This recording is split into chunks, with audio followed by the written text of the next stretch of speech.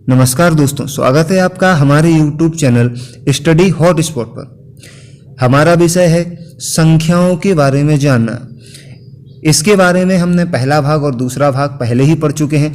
आज हम लेकर के आए हैं भाग 3, जिसमें हम आगे आने वाली संख्याओं के बारे में जानेंगे, उनकी परिभाषाओं के बारे में भी हम आज जानेंगे। यहाँ पे सबसे पहले देखेंगे वास्तविक संख्याएं।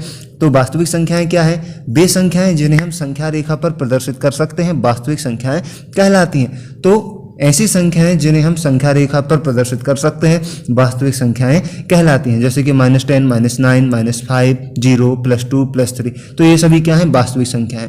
अब देखें अवास्तविक संख्याएं। अवास्तविक संख्याएं वे संख्याएं हैं जिन्हें हम संख्या रेखा पर प्रदर्शित नहीं कर पाते हैं, अवास्तविक संख्याएं कहलाती हैं। वास्तविक संख्याएं और अवास्तविक संख्याएं एक दूसरे की अपोजिट होती हैं।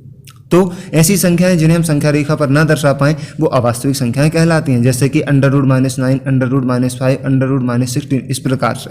अब आगे आने वाली संख्याएं मिश्रित संख्याएं। तो मिश्रित संख्याएं वे संख्याएं हैं जो कि वास्तविक और अवास्तविक संख्याओं के योग या व्याकलन से उत्पन्न होती हैं, जैसे कि 5 + 3i, 3 - 4i, 9 + 5i। तो इस तरीके से वे संख्याएं जो कि वास्तविक और अवास्तविक संख्याओं का योग या व्याकलन होती हैं वो मिश्रित संख्याएं कहलाती हैं। अब आगे देखें अभाज्य संख्याएं। तो अभाज्य संख्याएं वे संख्याएं कहलाती हैं जिनका कम से कम महत्तम समापवर्तक 1 होता है, अर्थात ऐसी प्राकृत संख्याएं जिनका महत्तम समापवर्तक 1 हो वह संख्याएं अभाज्य संख्याएं कहलाती हैं, जैसे कि 3, 5, 7, 14, 15। तो इस तरीके से ऐसी संख्याएं जिनका महत्तम समापवर्तक 1 होता है वह क्या कहलाती हैं? सह अभाज्य संख्याएं कहलाती हैं।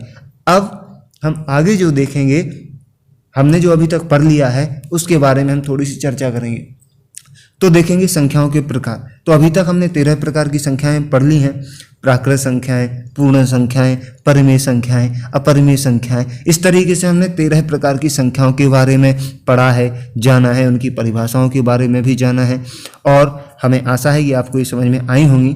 अब हम आगे देखते हैं थोड़ा सा पूर्णांकों के बारे में। पूर्णांकों का गुणा। तो पूर्णांकों का गुणा किस प्रकार से होता है?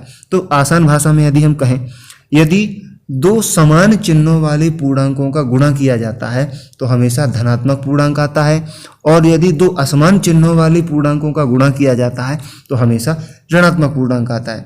मतलब सरल भाषा में यदि ये कहा जाए, यदि 2 समान चिन्हों का गुणा होता है तो हमेशा प्लस आएगा, और यदि 2 असमान चिन्हों का गुणा होता है तो हमेशा माइनस आएगा। आपको समझ में आ गया होगा।